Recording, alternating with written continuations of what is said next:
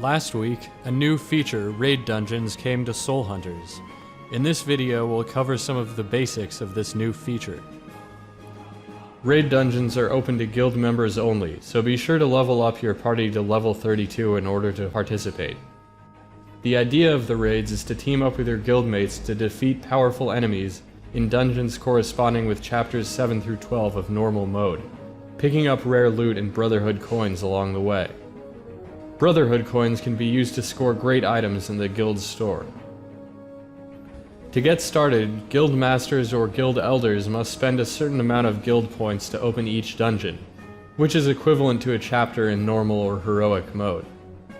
Guild points are collected every time a guild member uses stamina.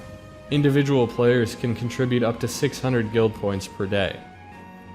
Once the dungeon is open, it's time to start raiding. Individual stages are unlocked only when you complete the corresponding stage in normal mode. When you enter the stage, you won't be able to defeat the enemies on your first attempt. Instead, the idea is to deal as much damage as possible to the enemy units whose health won't recover.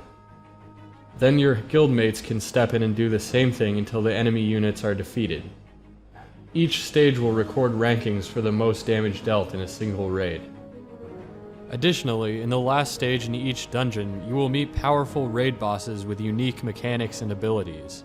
Different bosses will pose different challenges. You and your guild will need to come up with the best strategies to take them down efficiently.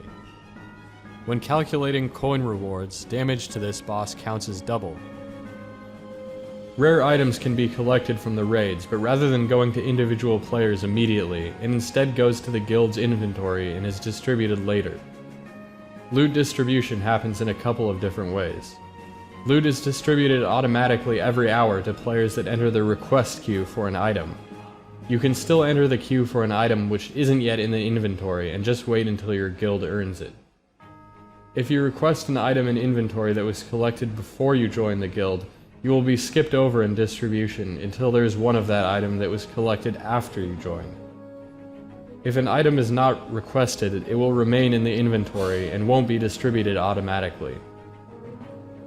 Besides the normal distribution in order of the request queue, a player can also cut to the front of the line by spending Brotherhood coins, some of which will be used to compensate the other players in line. However, you'd better make sure it's okay with your guildmates before you do this. Finally, a guild master may manually distribute loot to anyone in the guild a limited number of times each day. Overall, raid dungeons are a great way to cooperate with your guildmates to get rare items, and this new feature makes joining a guild really worthwhile.